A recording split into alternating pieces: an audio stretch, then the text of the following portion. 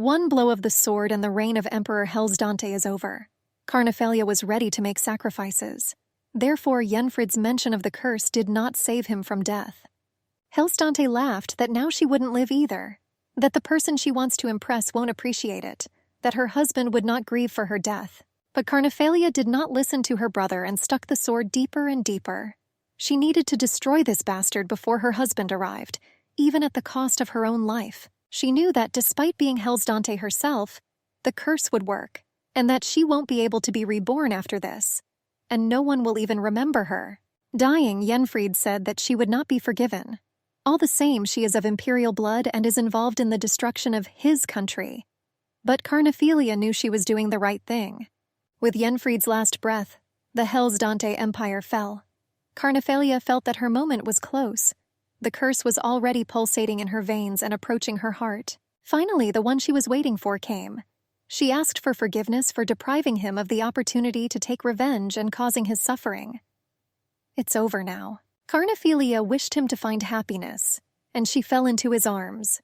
The warmth gradually left the body, but he embraced her with his warmth and aroma. Princess Carnophalia never had time to tell him about her feelings. His embrace was the last thing her mind registered, and also the screams of the rebels. And there was emptiness. Carnophalia so wanted to see his smile again. When she appeared on his face, he looked like a fairy tale prince. When she first saw him as a child, it was his smile that captivated her. This was also noticed by her brother, with whom she was destined to become enemies. Suddenly, Carnophalia opened her eyes and saw that instead of a warm hug, a blanket was wrapping her up. Someone's female voice wished her, "Good morning." It was her nanny who later betrayed her. What is she doing here? Something incomprehensible was happening. Carnophalia jumped out of bed. She was stopped by the reflection in the mirror. She was a child again, in my room. Apparently, the curse took her back to her childhood. The Hellsdante Empire was believed to be ruled by a family blessed by God. If someone decides to kill a representative of this family, they will be cursed. Such legends have circulated since the very beginning of the empire. This protected the imperial family from riots and assassination attempts, which was God's blessing. A distinctive feature of the Hellsdante family was golden hair, but the second Princess Carnophalia was born with black hair. People with dark hair were believed to be unlucky. Therefore, from those around her, she received the nickname Cursed Princess. The emperor's father, seeing that she had inherited her mother's hair color, came up with the name Carnophalia for her. This was the name of a poisonous flower. Everyone avoided the damned princess, except for one person, her nanny. She always tried to be there, but as it turned out, not without malicious intent. And then waking up, Carnophalia saw her again. The nanny expressed concern about her condition, but according to her, she was glad that she woke up. Carnophalia complained of a sore throat and asked for water. She immediately ran for a glass. Everyone chirps at how pleased Carnophalia's smile makes her. Before being a child at heart, Carnophalia actually smiled a lot. But now that she knows the nanny's true nature, she is disgusted by it. She touched the glass of water. That one was simply icy. But Carnophalia said that she had a sore throat. Probably with poison too, she thought. Carnophalia offered the nanny a drink of water, because she was probably running around. A hypocritical smile appeared on her face. She thanked her and drank. The nanny immediately hurried to take her leave, remembering that she had not yet prepared breakfast. She told me to ring her bell at the slightest whim. But after leaving Carnophalia's room, the nanny stopped smiling.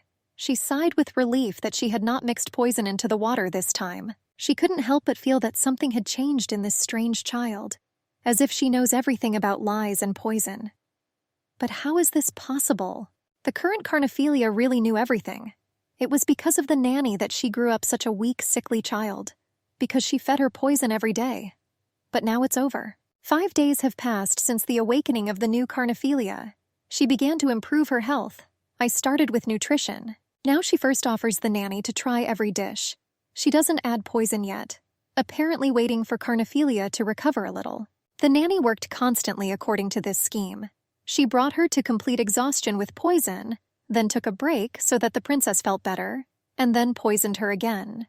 Unfortunately, with such meager food, it was difficult to gain strength, and the nanny didn't really approve of walking in the fresh air, which would also be good. This time Carnophalia refused the nanny's help in bathing. Not only could she wash herself, but she could also try hardening with cold water. And although walks are prohibited, no one can forbid Carnophalia from visiting her father. Therefore, after washing, she put on her usual outfit and went to the imperial palace. Naturally, she was accompanied by a nanny, who, noticing the frightened glances of those around her, tried to persuade her to change her mind. The crowd was surprised since no one had seen the damned princess for a long time. Someone urged not to look at her because it would be unfortunate. Carnophalia went on no matter what. She needed to see her father. But at the door to the office she was stopped by the chamberlain. It is not possible without prior registration. Carnophalia reproached him for his heartlessness. He could have warned the emperor that his daughter had arrived. The chamberlain agreed to the request. A minute later he returned and invited us to enter. The emperor agreed to accept her. She left the nanny outside the door. There is no need for extra ears when talking with your father. Curate Alpin Helsdante sat at his desk and signed some papers. His daughter's visit did not evoke any special emotions in him.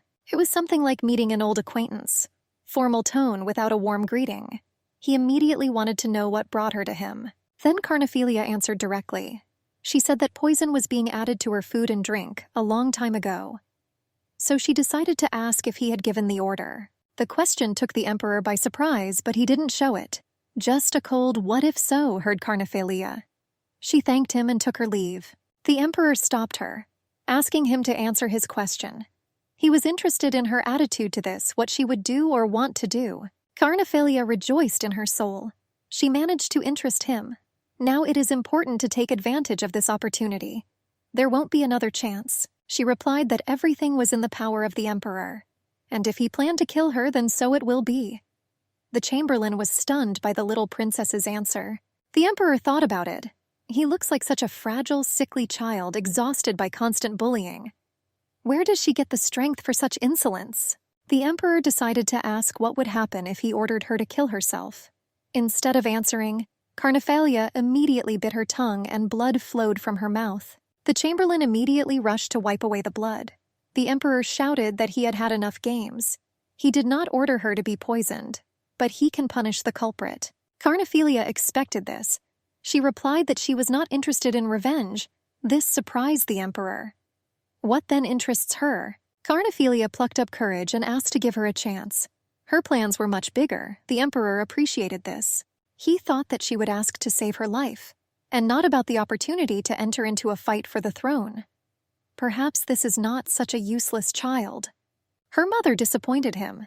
He no longer hoped for anything from his black-haired offspring, but Carnophalia will apparently prove that it is not in vain that she bears her name. When the princess left, the emperor asked the chamberlain which of the servants was assigned to her. Since the poisoner was not interested in death, he guessed who was behind it. Carnophalia, despite the fact that she behaved well at the meeting, was exhausted. She was very nervous and now just wanted to rest. But the nanny did not let up with the interrogation. She was interested in what the conversation with His Majesty was about. She turned pale when the chamberlain said that he would come soon, but Carnophalia didn't care. She went to bed and asked not to wake her until the morning. The nanny had no choice but to wish her good night and leave. Carnophalia had nightmares all night. She dreamed of her brother. She woke up covered in sweat. This made her angry. Too weak for anything. Go back in time with memories of the future. And again, be alone in your struggle, but that's it for now. Carnophalia was determined to find an ally. This time she will try not to let her curse affect him. Her reasoning in her sleep was interrupted by the nanny. She was awakened by the sudden visit of the chamberlain. Carnophalia was glad to welcome guests to her chambers. The chamberlain brought with him a new servant who from now on will serve the princess. The nanny did not understand what was happening.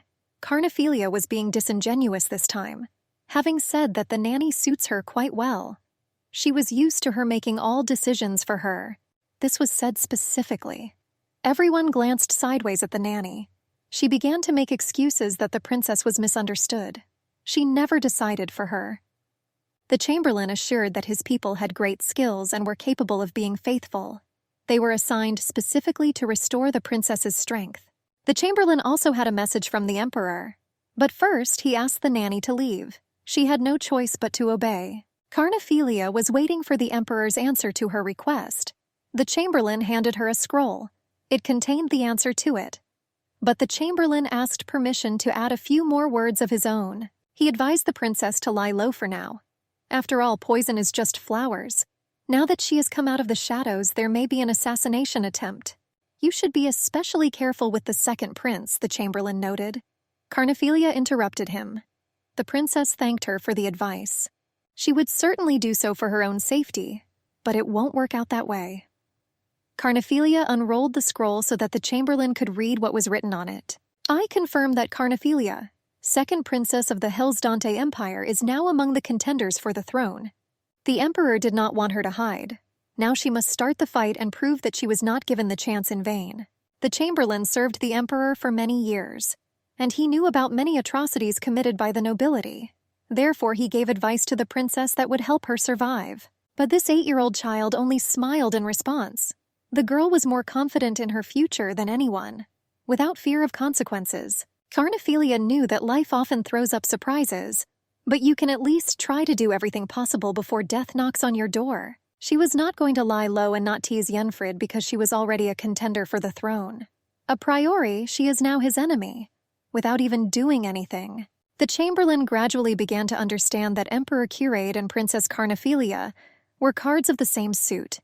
Even though she is a half-breed, you can feel the imperial blood in her. Soon it would be Carnophilia's birthday. She told the chamberlain that she wanted to organize a luxurious ceremony in honor of this. He promised that he would convey her wishes to the emperor. It will also be a celebration of her recognition as a member of the imperial family. As soon as the chamberlain left the room, a curious nanny burst into it. She wondered what she had missed. Carnophilia did not think about hiding it. The princess unrolled the scroll from the emperor and shared the good news with the nanny. She hurried to take her leave. Apparently, she immediately ran to report. The nanny was so confused by the news that she forgot to grimace with joy, and forgetting about caution, she left in a hurry. Carnophilia hoped that the news would delight the recipient. Finally, Carnophilia was able to move on to meeting the new servant. The chamberlain provided her with 5 maids and 6 servants. They were all amazingly polite and well-trained. But regarding her devotion to her, the princess had doubts. 2 were sent from the imperial palace. 3 were sent by the second prince, another couple were sent by the third princess. 2 were completely new, the rest were from the emperor. Carnophilia warned that if she doubted their loyalty, she would consider them her enemies. Then she asked the new girls to stay. The guy and girl remained in front of the princess. He said that he did not ask to be sent here but wanted to go to the imperial palace. The girl was silent. She was mute. The guy advised the princess to beware of her. In that moment, he paid for his words. The girl flashed her dagger and it fell dead. Carnophilia joyfully rushed to hug her. "I was waiting for you, lol," she exclaimed. The surprised girl stood motionless in the princess's arms. Carnophilia has always been lonely, and the reason for this was not the curse, but her brother Yenfrid. He killed everyone who showed kindness or became close to it. Therefore, the princess got used to pushing people away from her in order to protect them. But how she didn't push Lal away. She still remained close and was devoted to her to the end. Lal was a pre-prepared gift from her mother, a living guardian angel for her sweet little daughter in this serpentine imperial caudal. This is not just a devoted servant, but a real weapon. She is trained in combat techniques and is determined to destroy the princess's enemies. Carnophilia was glad that she met her beloved Lal again at that moment. After all, the dagger was not hers. He was hidden by this guy sent by Yenfrid. The smell of blood made Carnophilia lose her appetite. But when the nanny entered the room to invite her to dinner, the princess instantly expressed a desire to eat. And the nanny was shocked by the picture she observed. The corpse of a servant, a pool of blood, and not a single scratch on the princess. Not even scared. Carnophilia didn't really want to eat, but she wanted to see how the rest of the servants would try to please her. Food was tasty. They were ready to test the food, but this time there was no need. Carnophilia knew that they would not poison her now. She thanked him for lunch and said that she was looking forward to the next meal. The princess left the dining room with Lal. After making sure that she and Lal were alone, Carnophilia decided to tell her secret. She mentioned a curse for those who kill Hellsdante. Lal nodded that she knew about it. The princess continued. She said that she became a victim of this curse because she beheaded Yenfrid. The curse brought her back to the past. In that reality, she was unable to resist Yenfried and he killed many people close to her, including Lal herself. But now Carnophalia will not allow this. She intends to become empress and destroy the Hellsdante Empire while protecting her loved one. Lal should have known about this, to be on guard. Serving the cursed princess will not be easy, but she humbly agreed to all her mistress's plans. Carnophilia's nanny, Evelyn Veda, bet on the second prince from the very beginning. She did not have any warm feelings for her pupil. She was promised a large reward for special service. It consisted of 3 responsibilities, and they all concerned the princess. The first is constant surveillance of Carnophilia. The second is to make the princess sick and weak. The third is to regularly report on her condition. The tasks were not at all difficult, considering that Her Highness was still just a child, a naive little girl who had no idea about her nanny's treachery. Evelyn was even flattered that she controlled the life and destiny of the princess herself. In this way, she felt like an important person. But suddenly she began to lose control over her charge. Something happened and suddenly Carnophilia became headstrong, spending more time with other servants. Evelyn panicked. She needed to return everything to its original place no matter what. She did not know how to do this because she did not understand the reasons for these changes. Following the previous format of the relationship, Evelyn decided to ask her pupil about yesterday's events. Many were interested in what happened there. Instead, questions rained down on Evelyn herself. Carnophilia was interested in whether the nanny found out who the man was and who sent him. The nanny responded negatively and irritably. What about her question? Carnophilia took pity and told how it all happened. According to her, the servant committed suicide, cursing the princess. He said it was a warning to her and cut his own throat. He did not reveal the name of his owner. Evelyn insisted that the princess remain in her chambers for safety. Carnophilia answered negatively. Her birthday is coming soon. At the celebration, His Majesty will officially present the princess to the world, and she can't miss it. This gives Evelyn goosebumps. The nanny immediately ran to report. The second prince's supporters are worried. A competitor has appeared that is being talked about in society.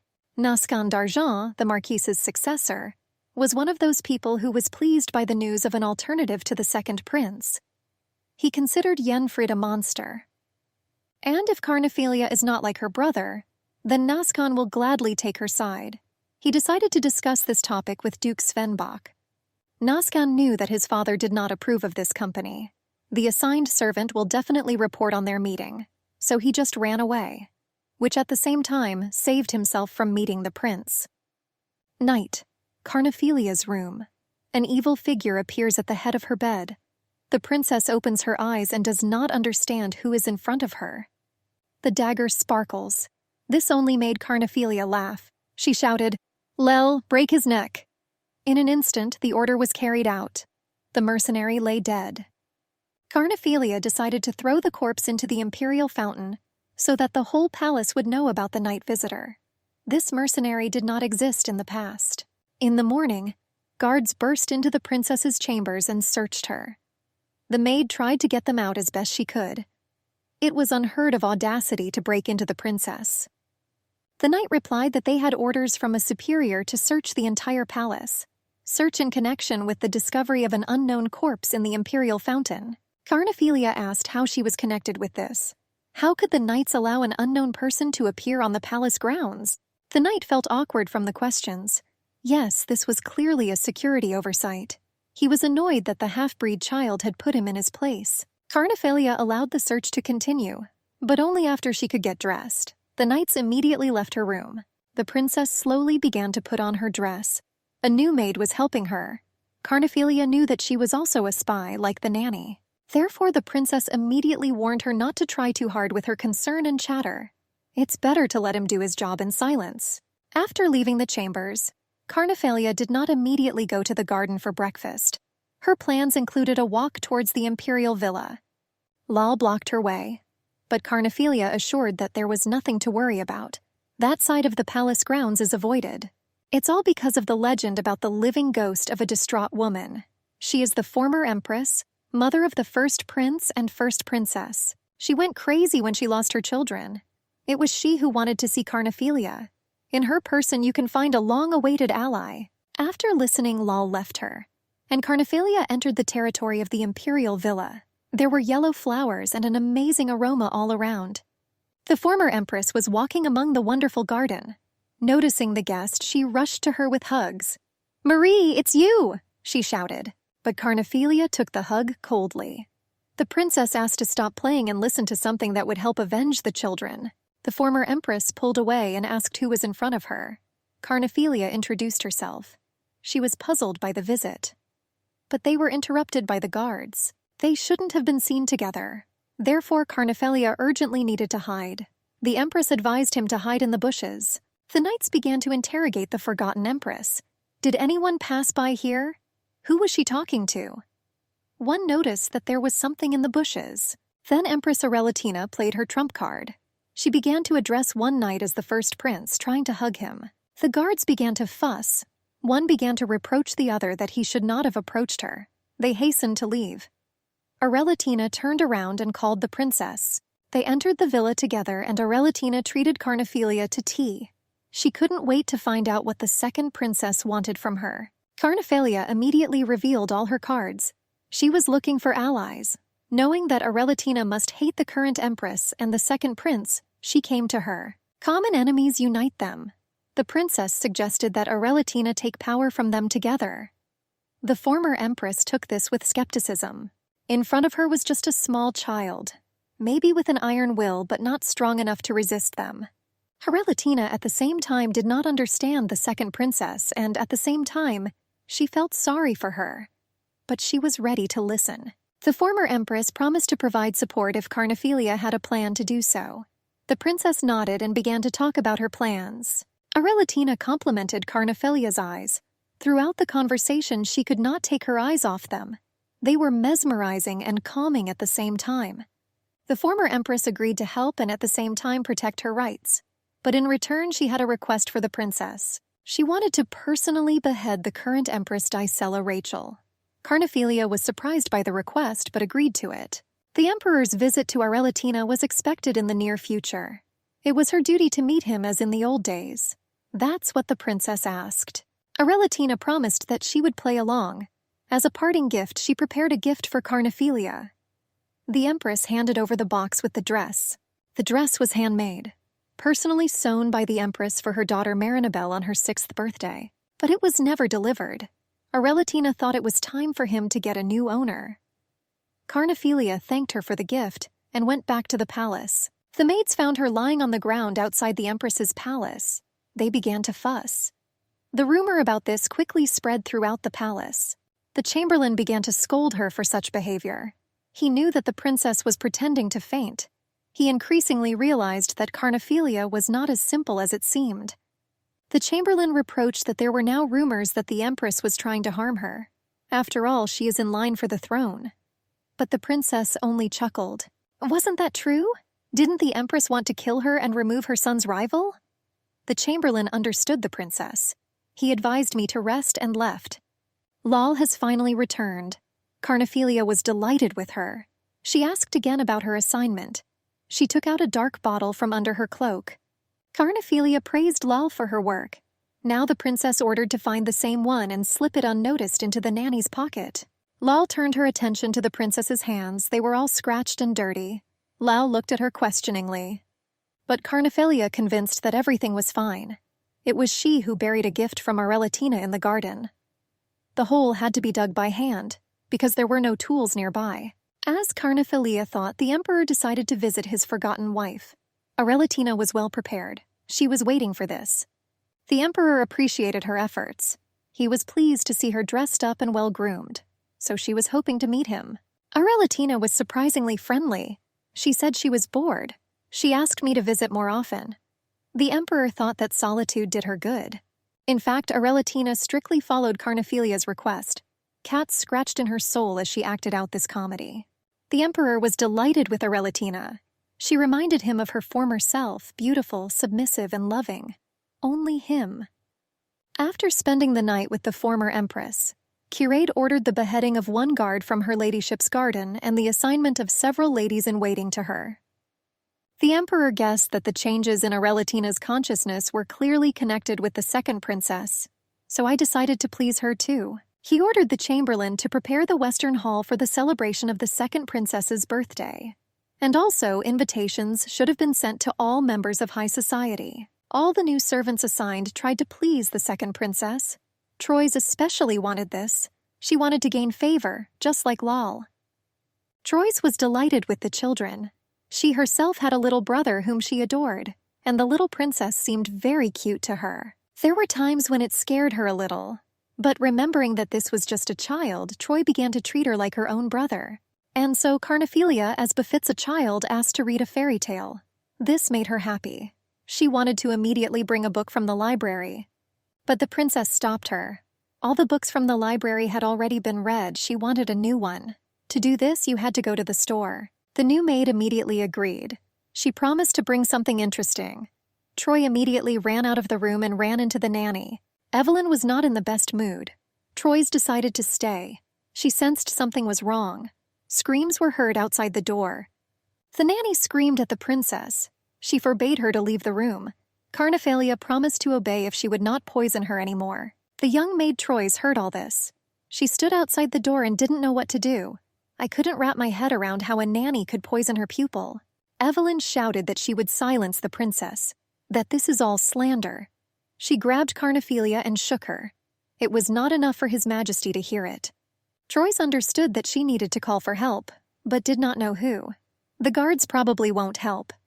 This is probably not the first time the nanny has beaten the princess. Then Troyes remembered the words of Carnophilia herself, that she should not interfere but simply do her job. Then she got up from the floor and went to the store to buy a book. The next day, Evelyn dressed up, brought breakfast to the princess. She was cheerful because Carnophilia's gentleness made her think that everything had returned to its former place. The nanny asked if she would slander her anymore. The princess nodded. Evelyn smiled and said that she would go on business. As soon as the nanny left, Troyes entered the princess's chambers. Carnophilia was glad to see her. She was waiting for her with a new book. But she threw herself at the princess's feet and burst into tears. Troyes asked for forgiveness. She cowardly left the princess in trouble, although she should have taken care of her. She was confused and very sorry. Carnophilia knew about this. In fact, this performance was partly for her. After all, Lal had long dug up information about Troyes. A check was needed. Trua Helton was the eldest child from a poor family. The daughter was sold to the imperial palace to pay off debts. Therefore, it was not a pity to send her to spy on Carnophilia, which is what the third princess Renabella did. It's easier to get rid of them later if something goes wrong. Troyes was kind and naive by nature. She didn't harbor any grudge against her family. I missed them and regularly paid my father's new debt bills. Therefore, she could not remain indifferent when she saw how the little fragile princess was being bullied. The tears were sincere. Because of her cowardice, she considered herself unworthy to serve the princess. But Carnophilia replied that she needed people like Troy. If she chooses the second princess rather than the third, then she will take care of her. Together they can survive in this palace. Trua Helton was thrilled to be honored. She pronounced the words of the oath with determination. From this day on, she will serve only Carnophilia. The chamberlain warned Carnophilia that a western banquet hall was being prepared for her feast. The princess was surprised. It was much bigger than she expected. Everyone knew that this room was reserved for the third princess. Therefore, such a decision clearly spoke of the emperor's intentions. Carnophilia understood that, on the other hand, this was a test. She ordered Lal to take the remaining money from the princess's treasury and donate it to the orphanage. Carnophilia then called the servant who was waiting outside. She warned that she wanted to meet His Majesty to talk about preparations for his birthday. The princess managed to join the emperor's dinner. She thanked that she was given the opportunity to do this, although the request was not in advance. The emperor noticed that Carnophilia was in no hurry to touch the food. He laughed that she still needed to wait for the blessing. The princess asked whether faith and tradition influenced the choice of the Western Hall. The emperor was surprised that Carnophilia did not like this decision. She explained that the Western banquet hall was for the third princess, who was not in line for the throne, if Carnophilia didn't miss anything. The emperor was angry, but the princess continued. Such a choice may cast doubt on the guest's opinion about the succession to the throne. The conversation was taking a serious turn, so I had to get rid of the extra ears. Carnophilia's servant was annoyed. He will not know about the change of hall. The emperor became interested in how far this impudent little brat wanted to go. "Which hall will she choose?" Carnophilia replied that it was southern. When Empress Dicella Rachel heard this, she was beside herself with anger. She prepared this room for her own purposes, and not for the mudblood. Quickly getting ready, the Empress went to visit her predecessor. She burst into the imperial villa and slapped the surprised Arelatina in the face. Arelatina just grinned, but she had already intercepted the next blow. Dicella shouted that she shouldn't laugh in her face, that she forgot her place. To which Arelatina retorted that no one can guarantee the eternal title of Empress. Dicella began to threaten. She arrogantly shouted that she would get rid of Arelatina as easily as she would get rid of her son. She didn't expect that the emperor was visiting the villa and heard everything. He asked Dicella what this meant. Seeing the scratches on Arelatina's face, the emperor ordered a doctor to be called. He himself began to console her. Dicella was confused. She said there was a misunderstanding. The empress realized that she was in trouble. If Yenfrid had been there, he could have protected him. Listening to gossip about the incident with the empress, Carnophilia laughed heartily. She was sorry that the nanny was missing out on such events. Finally, the missing nanny appeared at the palace. She, as always, unceremoniously burst into the princess's chambers. From the threshold, she began to reprimand her for leaving her chambers. Only then did Evelyn notice the palace doctor near Carnophilia. The princess's nose was bleeding again. The nanny grumbled irritably that it was nothing. Evelyn wanted to send the elderly doctor out as quickly as possible.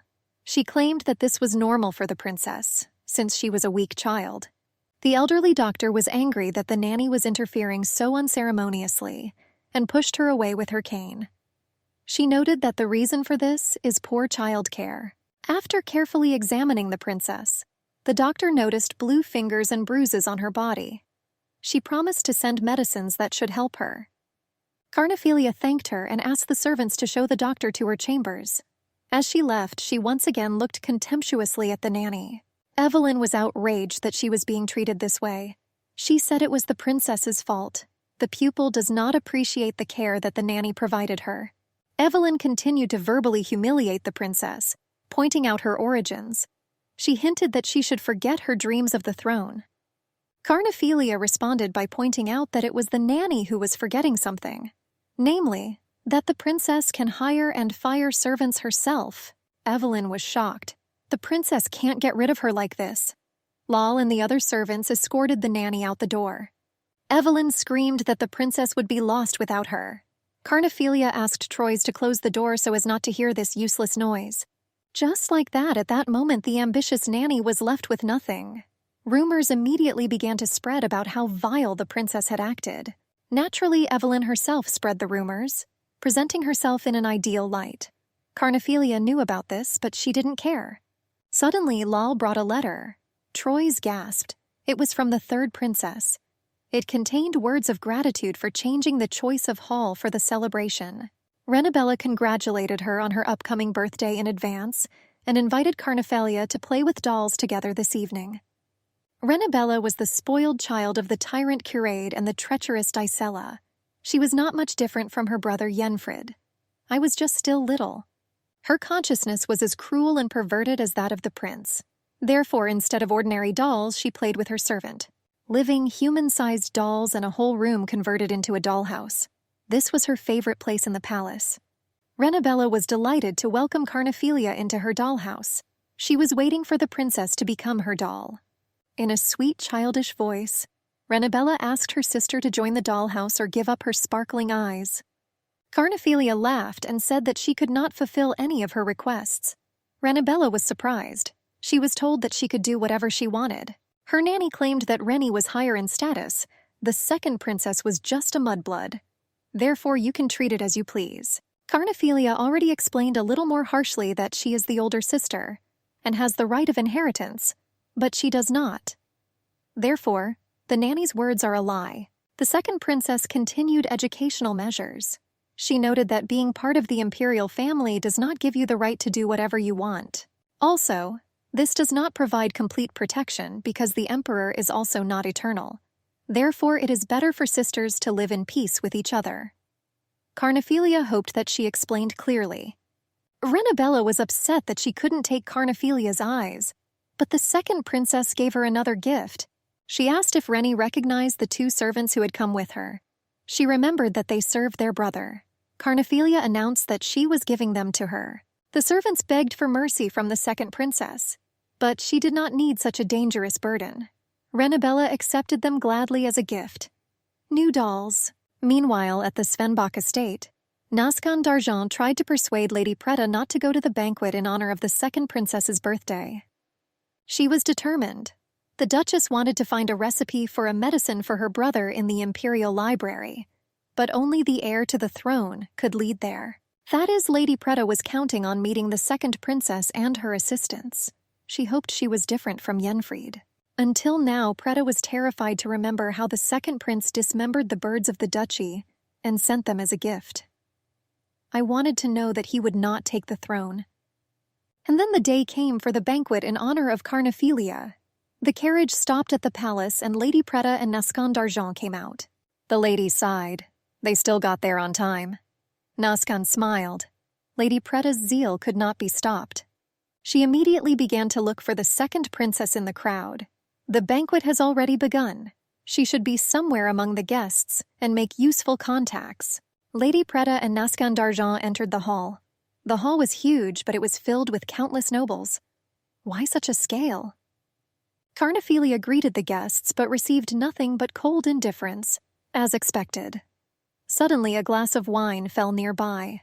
Marquis Riev began to arrogantly apologize for damaging the floors of the banquet hall. He shouted, "We should move away from this abomination so as not to get dirty." Laughter was heard. Everyone understood such a blatant, ambiguous insult. Carnophilia knew that this moneylender was an associate of the prince. She ignored the insults. A man who profited from the poor was not worth paying attention to at all. Standing next to the Marquis was Count Renaud, a famous pimp. He made the same backhanded compliment about the princess's appearance. Count Igram, the drug lord, was also amused by this. Carnophilia greeted the three of them and walked past. It was disgusting for her to be near such slops. Lady Preta and Naskan d'Argent watched this picture closely. The lady was saddened. Around the 6th Yenfried, she hoped that the princess would cope. Lady Preta could not restrain herself from interfering. Therefore, she asked Naskan to go outside. If the princess passes the test, there will be support. Carnophilia made another statement. She asked to greet her special guest. The crowd became curious who it was. The former Empress Arelatina Fin Chenistan appeared on the stairs. The crowd began to whisper. The guests couldn't believe their eyes. Carnophilia hurried up to her. They complimented each other's outfits. Arelatina was in a luxurious dress. Carnophilia symbolically dressed the gift of the former empress. Dress made for Marinabelle. It suited her very well. Arelatina was pleased to see this. Meanwhile, on the outskirts of the imperial palace, Lal saw an uninvited guest. Second Prince Yenfried was returning to the palace. Yenfried wasn't the only one who wanted to ruin the Carnophilia festival. Nanny Evelyn also tried to sneak into the party without an invitation. She told the guards all sorts of lies about how the princess was waiting for her, that the holiday will be ruined without her favorite cake, which the nanny prepared. They got tired of listening to it and let her in without an invitation. Although we heard rumors that the nanny was fired with a scandal. Meanwhile, at the celebration, guests witnessed a new union. Carnophilia publicly asked the former empress to become her never-setting moon. Since the emperor is considered the sun of the empire, the empress is often called the moon. This offer was something like becoming a godmother. This request also hinted that Carnophilia would become the sun of the empire. Arelatina happily agreed. The crowd began to gossip that the princess decided to involve the former empress in order to have a better chance at the throne.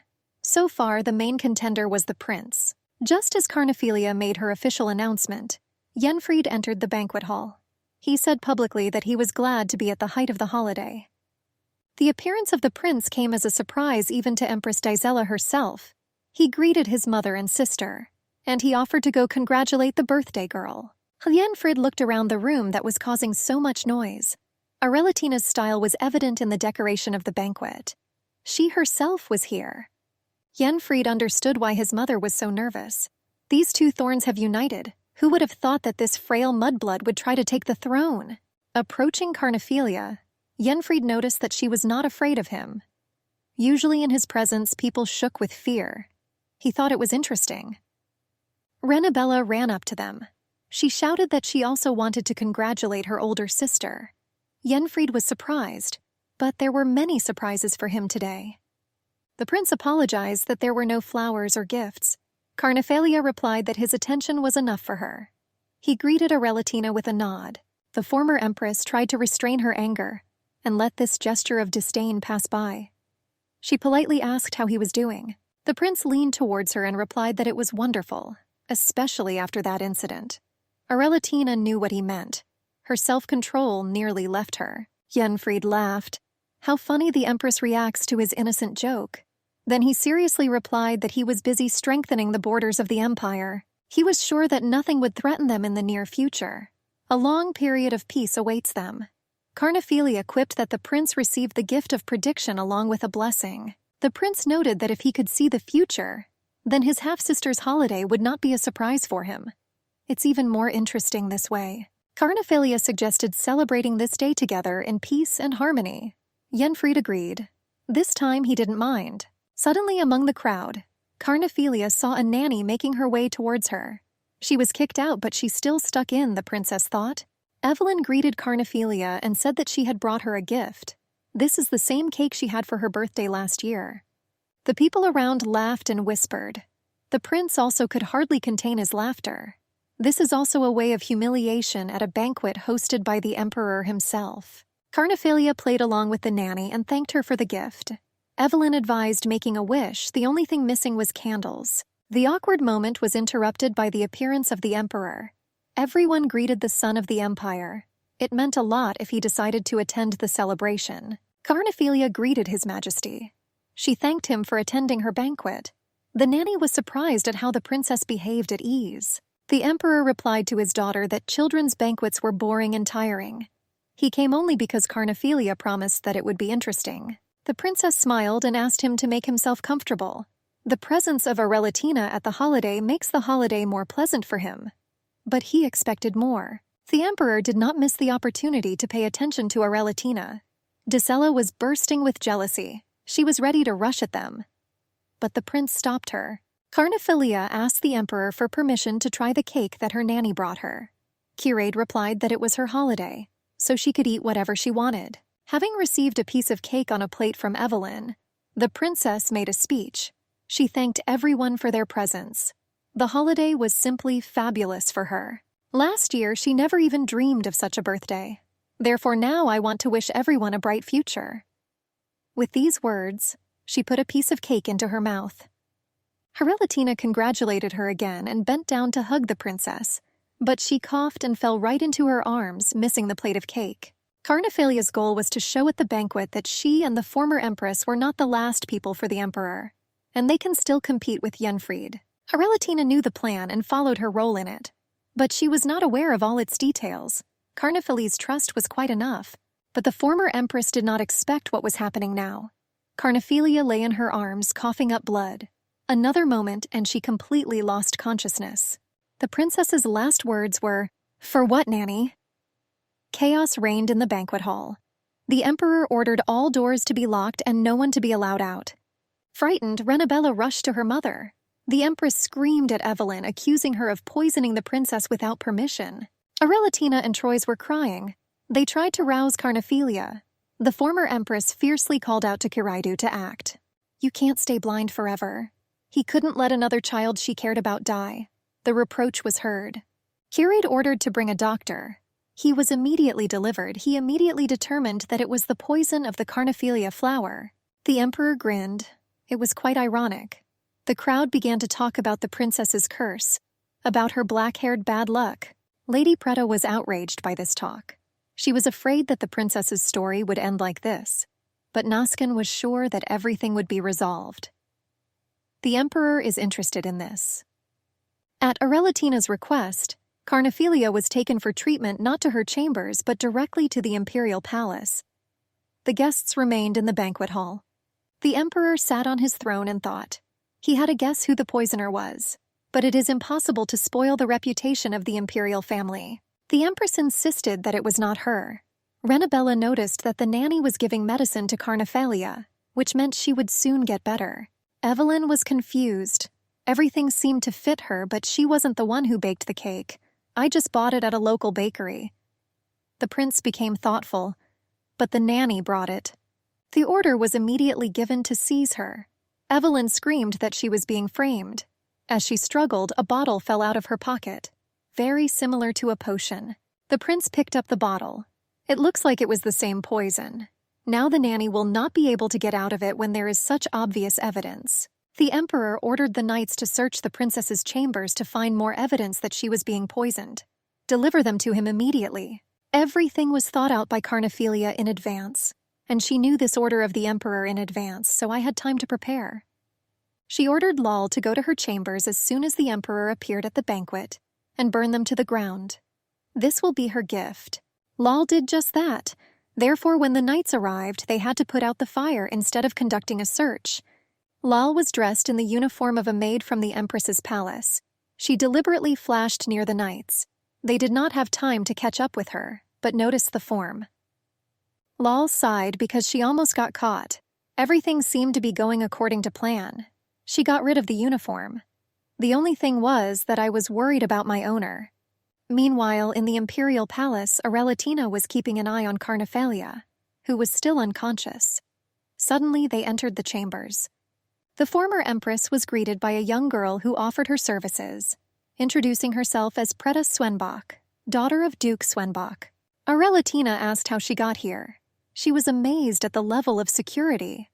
Svenbach, almost enemies of Hellsdante, calmly walk around the palace. Freda did not let up. She wanted to help. She could use her divine power to heal Carnophilia from the effects of poison. Arelatina doubted. Everyone knew that the Hellsdante and Svenbach families had been feuding for a long time. Both bloodlines were quite strong with special gifts. Hellsdante received a gift of divine blessing, and Svenbach received divine power that could be used for healing. Lady Preta noticed that Arelatina had nothing to lose, and if he can trust her, he will save Carnophilia, if he really wants it. Arelatina agreed. Preta thanked her for the trust and got down to business. The former empress was curious to observe the action of divine power. Freda did her best. She felt that her body had already been cleansed of poison, but the princess did not wake up. Preta was confused. Young Svenbach asked Arelatina to help awaken Carnophilia from her deep sleep. She needed to address her directly. The second princess was still in the grip of sleep. She dreamed of her past life, her marriage, suffering, anger at her brother, the decision to kill him. She recalled how Prince Yenfried had tricked Hellas Svenbach into marrying her with promises of peace, how they deprived him of his parents to make him a duke. So in an instant, the prince enslaved Hellas Svenbach and seized power over the duchy. Therefore, this marriage was a burden for the duke. Hellas did not seek to get closer to Carnophilia. He behaved distantly and coolly but did not offend her. It was still excruciatingly painful for her to see him like this. And Yenfried continued to mock Hellas and use him, appointed him to lead the army of the empire and sent him into dangerous skirmishes. The entire empire drew material assistance from the duchy, which gradually ruined it. Yenfried often used Hellas, either as a delegate or as a military leader. Svenbach humbly endured everything, but Carnophilia could not watch how only one lifeless shell remained of her beloved man. The princess asked her brother to leave her husband alone, but Yenfried wasn't going to. He found it amusing to watch Hellas suffer. It was after this conversation that Carnophilia decided to kill her brother, despite the curse, in order to save Hellas from Yenfried's tyranny and from an unwanted marriage. The princess's cheeks turned pink. Preta was sure that she was about to wake up, but she had to leave already. She asked to convey her congratulations to the princess. Arelatina thanked her and said that they were in her debt. Preta Svenbach was waiting for their next meeting to chat with the princess. Nuskan was waiting for Preta outside. He was indignant that the radiance of divine power was visible even behind the door. We had to hurry so as not to be noticed. The servant reported to the prince that Lady Svenbach was attending the event. He was surprised by what he heard. After all, he didn't notice her. The black-haired devil captured all attention. The prince asked where Lady Svenbach was now. The servant could not answer this. She seemed to evaporate. It was interesting. Lady Svenbach does not know Hellsdante's palace. She herself would get lost here. So she was helped by someone who is well acquainted with the imperial palace. Yenfried asked for the nanny. She was nevertheless imprisoned in a dungeon as the culprit in the poisoning. The prince thought it was worth visiting his mother. Suddenly the maid burst into the chambers. Yenfried wanted to reprimand her for this, but she shouted that the second princess had woken up. The royal physician said that it was the power of the blessing that helped her get back on her feet. The prince boiled, because a mudblood cannot have a blessing. The empress was also shocked by the news. According to the servants, she will soon receive a visit from the princess. I just woke up and the first thing I want to do is see her. This is weird. But the empress thought of taking advantage of the moment. Fool a naive child and win him over to your side. Then the empress's suspicions will subside. Gisela received Carnophilia with Arelatina in the dining hall. She was thinking about feeding the newly awakened princess. But Carnophilia didn't want to eat. Arelatina convinced that this was not necessary. Gisela was angry because the food was prepared especially for the princess. Carnophilia apologized. She did not want the empress to take their behavior as rudeness. The princess just feels bad after eating. Gisela thought that despite the blessing, this was a rather fragile child. She cannot be a rival to her Yenfried. Carnophilia directly asked if the empress wanted her dead. She loudly began to deny. She said that she had nothing to do with the poisoning, because she was like her own child. The princess thanked her for the answer. That's all she needed to know. After all, she wanted to continue the investigation and she needed the empress's consent to this. Gisela gave the go-ahead. Carnophilia promised to clear her name of gossip and punish the real culprit. The empress thanked her for taking care of her reputation. After leaving the empress, Carnophilia and Arelatina came across Prince Yenfried. He noted with a grin that the princess was alive and well and paying visits. Little by little, Carnophilia began to irritate Yenfried. He had not seen her as a threat before, but now he realized that he had underestimated her. She behaved quite confidently with him. Sometimes there was even malice in the tone, not at all like the first prince. Yenfried liked this. Carnophilia left Arelatina to go down to the dungeon. She herself wanted to see her former nanny Evelyn. Carnophilia greeted her. Evelyn turned pale. She was shocked. The princess laughed and assured that she was not a ghost. The nanny screamed that she was innocent. She asked me to convey this to the emperor. Then she began to suspect that Carnophilia had arranged everything herself. Evelyn began to ask for a meeting with the empress. The princess laughed that this would not help her. The empress has already given the go-ahead to do with her as she wants. Then Evelyn's face changed. She admitted that it was the empress who ordered the princess to be poisoned. She was simply afraid to disobey. Carnophilia sighed exaggeratedly. She knew about this, so she gave the nanny a chance to leave the palace, but she chose to return. Therefore, you will have to accept the punishment. Carnophilia then went to her father. The emperor reproached her for playing out too dangerous a drama. She wasn't worth the result she got. The princess allowed herself to disagree. She was pleased with the outcome. It was worth risking your life. But she had one more request. The emperor tensed. He said that he never ceases to be amazed at her impudence, but I'm ready to listen. Carnophilia asked to stop the investigation. The emperor was surprised by the request, but the princess explained that she did not want to tarnish the family's reputation. Gossip will soon subside if you don't stir up the topic. Kyried noted that in this case she might be considered weak, but Carnophilia replied that this was exactly what she was seeking. The princess laughed. She almost forgot about the punishment promised for the nanny. Carnophilia wanted her tongue to be cut out. The emperor was surprised that he did not have his head, but Carnophilia replied that death was too simple a punishment. The princess is also Hellsdante. The emperor approved the decision, really in the spirit of Hellsdante. But he was sure that the princess came to him for another reason. Among other things, Carnophilia wanted to make a deal with the emperor. She offered very favorable conditions. He asked to tell her more about her plans. The first thing she already asked was not to tarnish the empress's reputation. She had her own plans for her. The emperor did not care much about her reputation specifically. He didn't like Gisela. It was a profitable alliance to lure most of the aristocracy to their side. But it didn't turn out quite like that. Now almost the entire aristocracy supports Yenfried, especially after the death of the first prince and princess. For them, the second prince is the true leader. For aristocratic society, the emperor was simply the head of the Hellsdante family, and he was not happy about this. I dreamed of returning to my former power. Secondly, Carnophilia planned to return the Chenistan family back to the political map. I haven't said yet in what way. Third, the princess was going to get legal letters from the Marquis of Zented. The emperor did not understand how she even knew this name. She also knew that he was sick and now bedridden, and that the Marquis used to be a devoted ally of the emperor. Naturally, Curade was interested in this. Fourth, Carnophilia was going to take the money from Marquis Gordonshell and transfer it to His Majesty.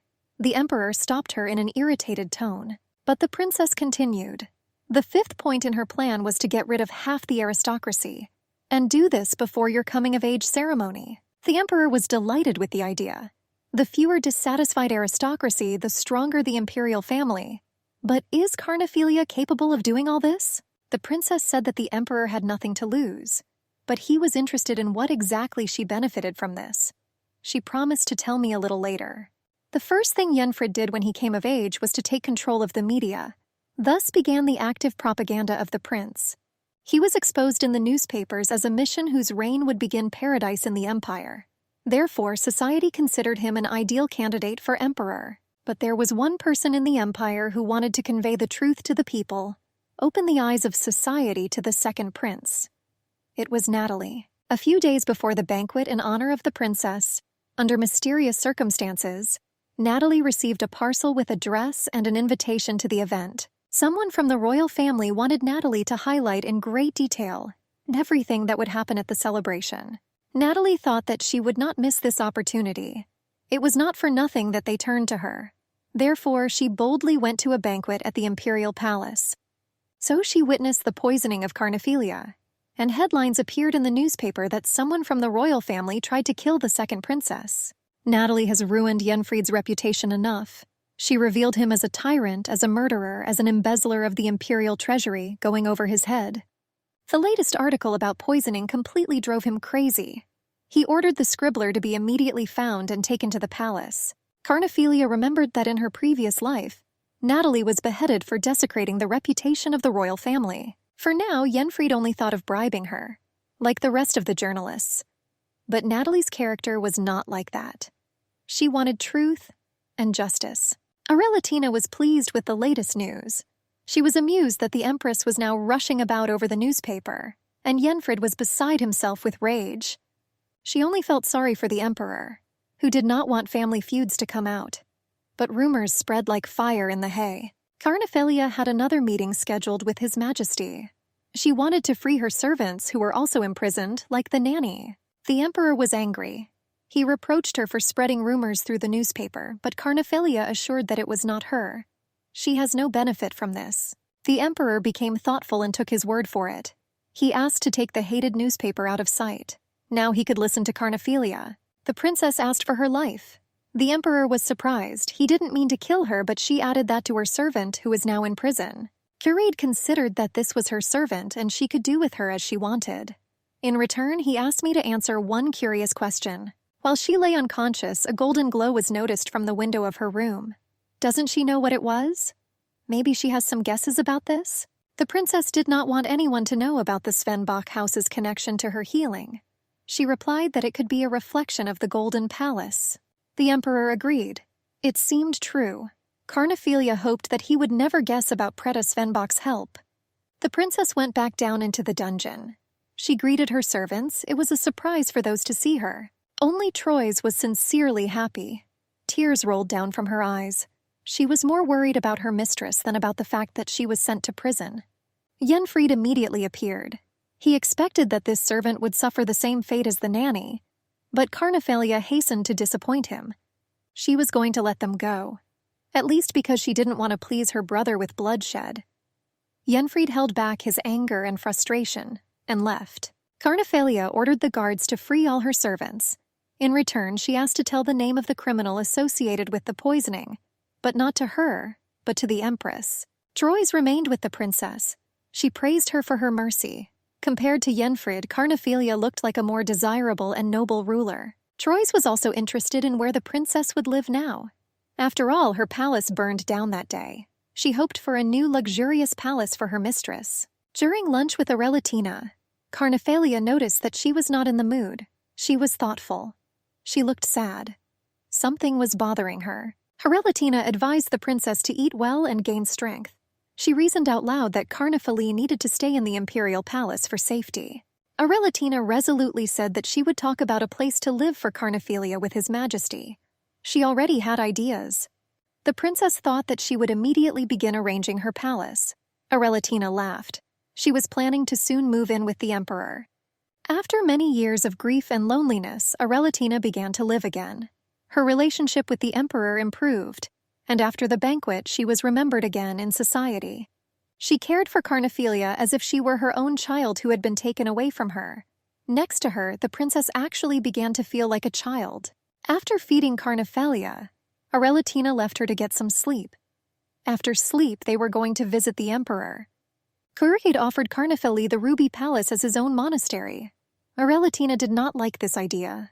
The Ruby Palace was built especially for Dacella.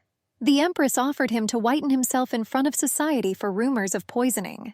Arelatina suggested the Platinum Palace, but the emperor flatly refused. Platinum will not go to either Yenfried or Carniphilia. Then Carniphilia asked permission to leave the palace, if the question of its habitat remains unresolved. Carniphilia got ready to go. This was her first time traveling outside the palace. For her safety, a guard was assigned to her. Troyes and 2 other servants also rode with her. Carniphilia had to return to the palace before sunset. The princess got into the carriage and left. Yenfried followed her with his eyes. He approached the chamberlain and asked where the princess had gone. He replied that Her Highness wanted to go to Mount Krubel to pray. Prince Yenfried expressed regret that he could not see the princess off. The road to the mountain is unsafe, especially in bad weather. The prince was sure that this path was chosen by Carniphilia for a reason, obviously not for prayer, and he was curious what his sister was up to. According to legend, spirits live on Mount Krubel. They went there to pray for the dead. For this purpose, towers were made of stones as a prayer altar. The path was not easy. The carriage shook terribly all the way. Because of this, the 2 maids asked to stop earlier for prayer and not to go deeper. For this, they were reprimanded by Troyes. She supported the hostess in everything, although I didn't understand why the princess was looking out the window all the way. From the very beginning of the journey, Carniphilia closely followed one of the knights.